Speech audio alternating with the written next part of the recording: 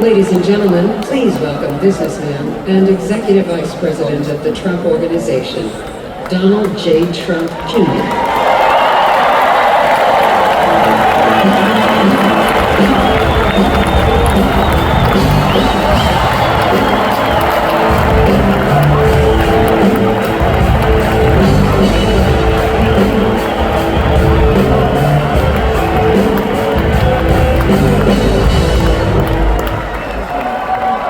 Good evening, America.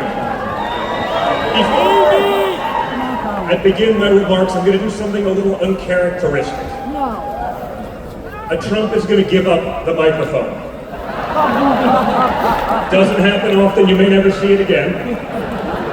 But I got a call on Monday morning from a young lady who said, "Dad, I want to speak at the RNC.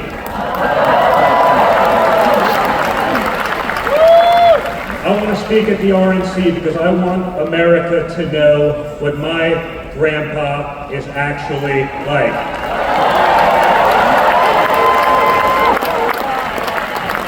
So for the first time ever on a stage, first time ever giving a speech, I want to bring out my eldest daughter and the eldest granddaughter of the President of the United States, your favorite president, Ty Madison Trump.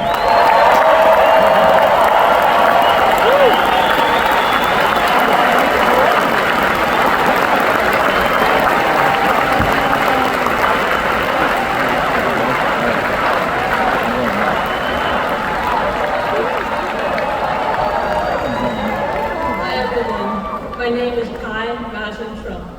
I am the granddaughter of Donald Trump. I'm speaking today to share the side of my grandpa that people don't often see. To me, he's just a normal grandpa. He gives us candy and soda when our parents aren't looking.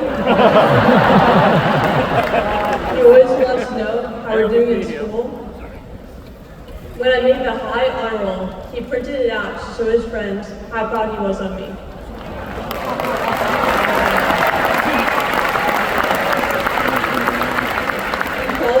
During the middle of the school day to ask how my golf game is going and tells me all about his. But then I have to remind him that I'm in school and I'll have to call him back later. When we play golf together, if I'm not on his team, he'll try to get inside of my head.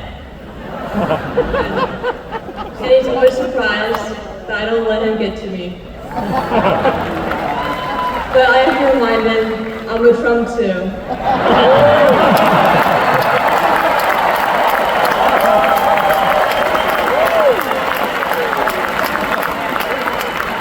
Even when he's going through all these court cases, he always asks me how I'm doing. He always encourages me to push myself to be the most successful person I can be. Obviously, he sets the bar pretty high, but who knows, maybe one day I'll catch him. On Saturday, I was shocked when I heard that he has been shot, and I just wanted to know if he was okay. It was heartbreaking that someone would do that to another person. A lot of people have put my grandpa through hell, and he's still standing.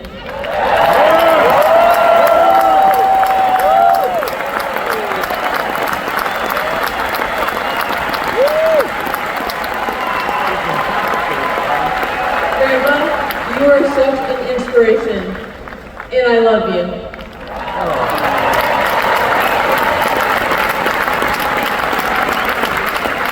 The media makes my grandpa seem like a different person, but I know him for who he is. He's very caring and loving. He truly wants the best for this country, and he will fight every single day to make America great again.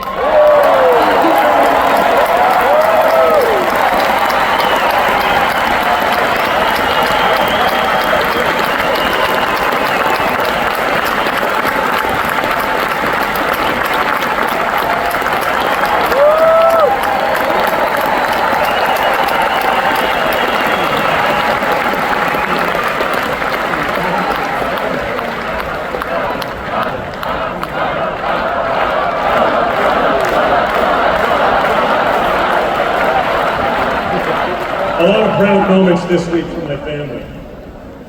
Thank you again, guys. Really appreciate that. That's not easy. That's the first time. I mean, this is what we call a large crowd for a speech, so incredible work, Kai. Now, back to business. Thank you, sir. Tonight we gather here in Milwaukee at one of the most crucial moments in American history. Just days ago, something that once seemed unimaginable became a terrifying reality. My father came under literal fire as an incredible, patriotic rally turned into a tragedy. On a field in Butler, Pennsylvania, a brave firefighter died. Others were injured, and as those bullets rained down, we came millimeters away from one of the darkest moments in our nation's history. But we did lose an American hero that day. We wish that he were with us tonight. But his memory will live on forever in the hearts of his family, his community, and the nation that he led.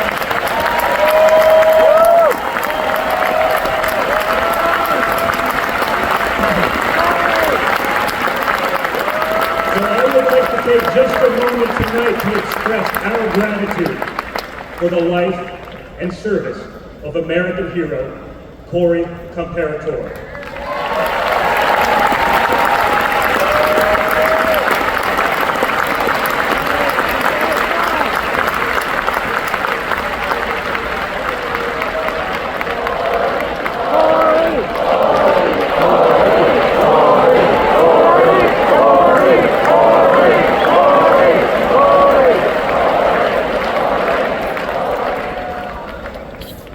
They say you can't truly know how you'll respond in a moment of danger until you're actually confronted with it. So what was my father's instinct as his life was on the line? Not to cower, not to surrender, but to show for all the world to see that the next American president has the heart of a lion. Yeah.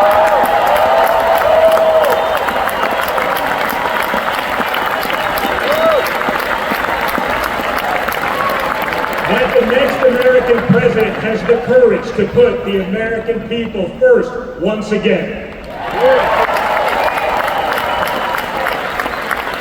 And in that moment, my father didn't just show his character, he showed America's character. When he stood up with blood on his face and the flag at his back, the world saw a spirit that could never be broken.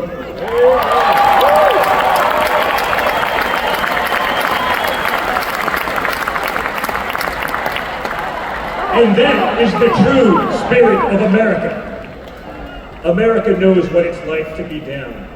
We know what it's like to be confused and to be afraid. Long before the attempt on my father's life, every American I met was filled with fear and anxiety. They were afraid our country was being torn apart. They were anxious about the massive and chaotic invasion of illegal aliens across our border. They were deeply concerned about partisan lawfare, education indoctrination, and attacks on freedom of speech. Most terrifying of all, they saw that our leaders didn't care, or worse, that they joyfully aided and abetted the erosion of our rights. And the lies. Oh yeah, the lies. We won't ever forget the lies. From left-wing politicians, from their allies in the media, when you hear them in a row, you fully understand the extent they have gone to divide this great nation. They lied about Russia collusion. They lied about Hunter's laptop. They lied about Joe Biden's fitness for office. They lied about the border being secure. They lied about inflation being transitory. They lied about how they would safely withdraw from Afghanistan. They lied about Biden being a, quote, moderate. And they told one nonstop lie after another about my father. But they could only run away from reality for so long. All hell has broken loose in America, and it's impossible to hide anymore.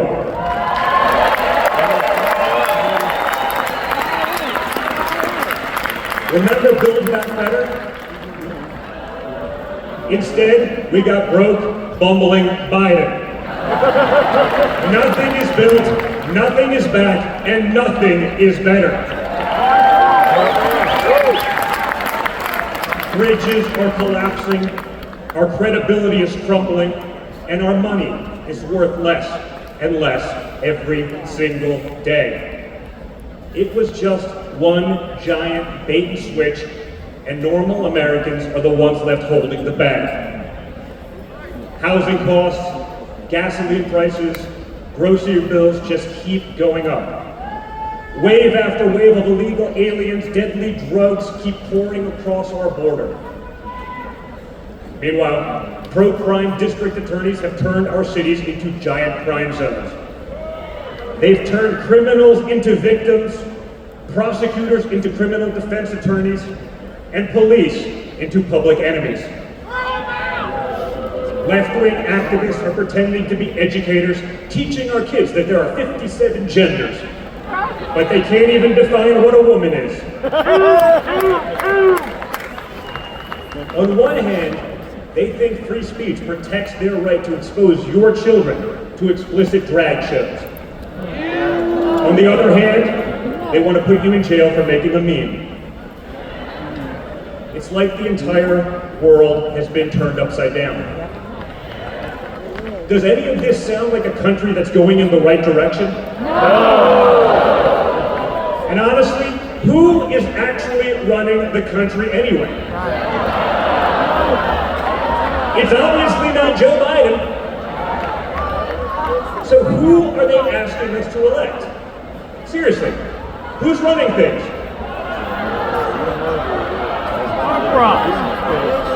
Does anyone really know?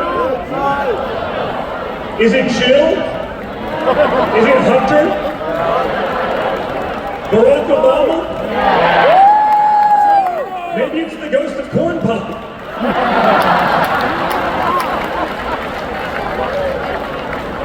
Whoever is running the show, the only thing they are effective at is persecuting my father. They twisted, contorted, and corrupted the criminal code to turn bookkeeping errors into felonies. They concocted new legal theories out of thin air. They imposed gag orders on my father because the last thing a defendant should be able to do is defend himself, right? They punished him for merely speaking the truth. They say they hate Vladimir Putin, but it sure seems like they've spent a lot of time copying his playbook.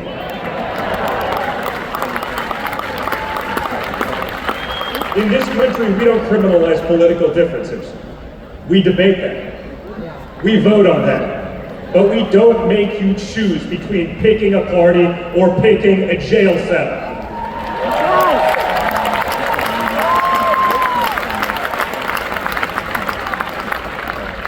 There was a time when the Democrats really wanted what was best for America, even if they had a different way of getting there.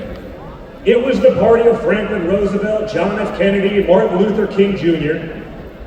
You may have disagreed with that party, but at least you could respect it.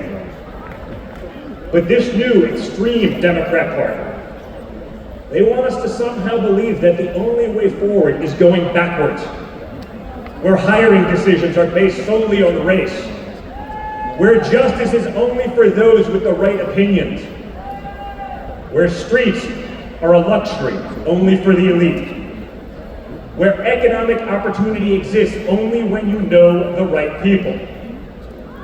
Right now, the America we all grew up with, the America that we love, feels like an old photograph, where you sit down with your children and tell them what life used to be like. You look back at that America and remember a country that was confident and proud, an America that knew who it was and what it stood for. And it can all feel like a distant memory. Somewhere along the way we stumbled. Somewhere along the way, we lost ourselves. But we can't live on nostalgia. Yes, America was great, but our greatest days are yet to come.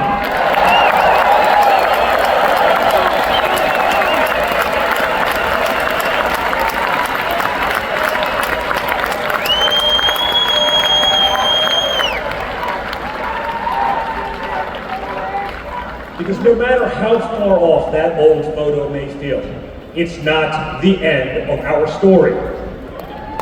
We're like that man who stood on that platform and felt the bullet pierce his flesh just days ago in Pennsylvania. He may have moved to the ground, but he stood back up.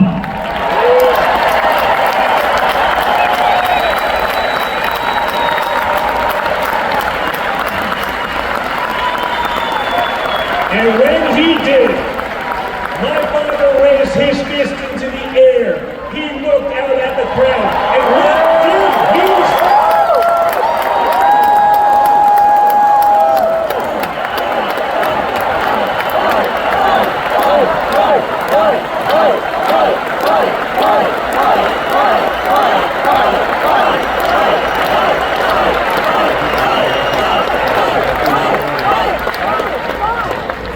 And we will fight. We will fight. We will fight with our voices. We will fight with our ideas. And on November 5th, we will fight with our vote.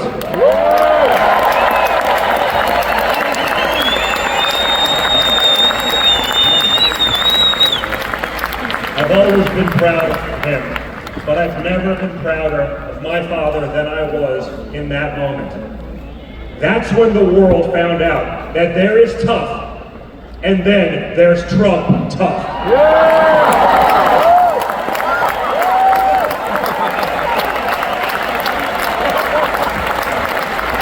And the good news is, America is Trump tough.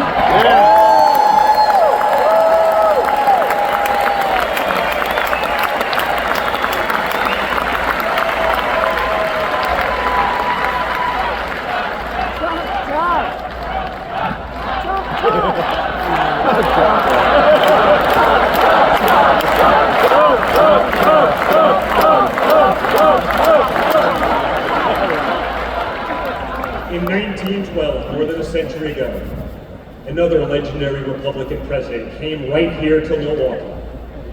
At a political rally less than 1 mile from where we stand tonight, Teddy Roosevelt was struck by a would-be assassin's bullet. But he didn't quit either. He finished his speech and he kept fighting.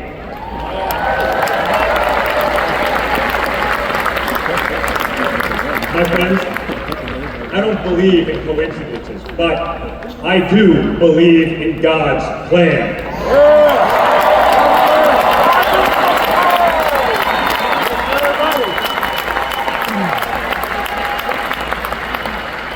Today, Teddy Roosevelt's man in the arena has a name, and it's Donald J. Trump.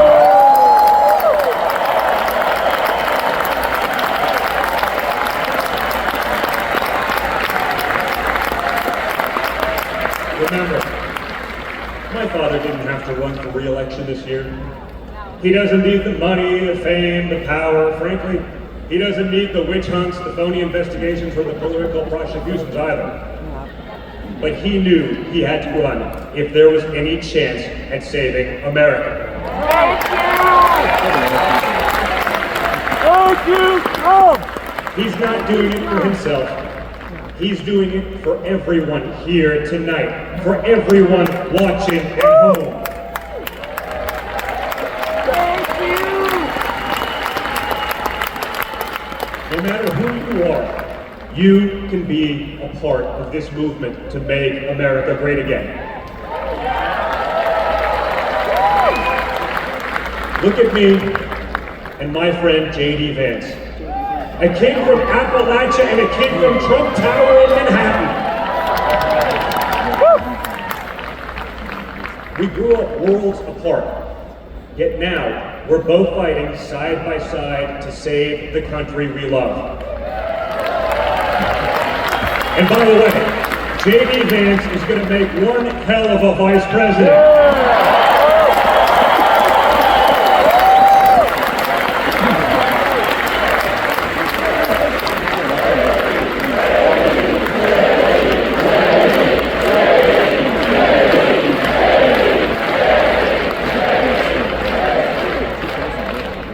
For those of you who have tuned out politics or have never even voted, I want you to know, if you're looking for a better life, a more prosperous future, a safer, more wholesome and patriotic place to call home, there's room for you in this party and in this movement.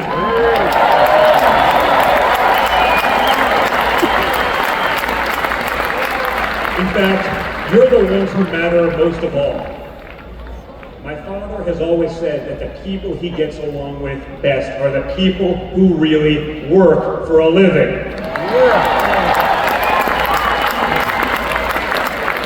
It's because of his background as a builder in construction. Right?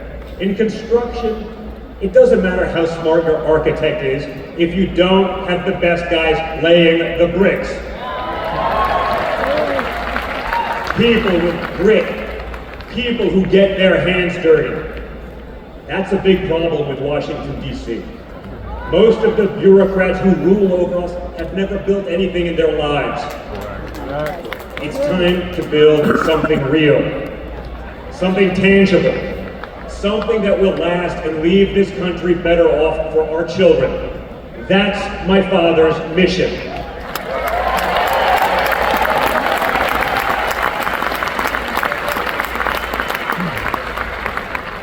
This November, we have a choice. It's a choice between one team that wants to build this country up and another that wants to tear this country down. It's a choice between people who are proud of America and people who are ashamed of America. And ultimately, it's a choice between America last and America first.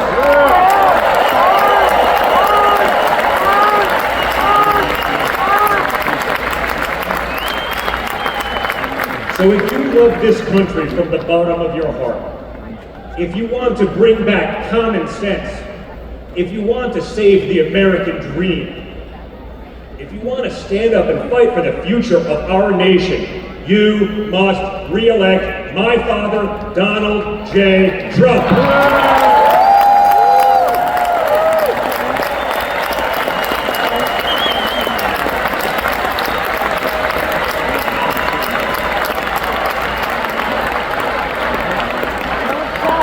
Together, we will make America great once again.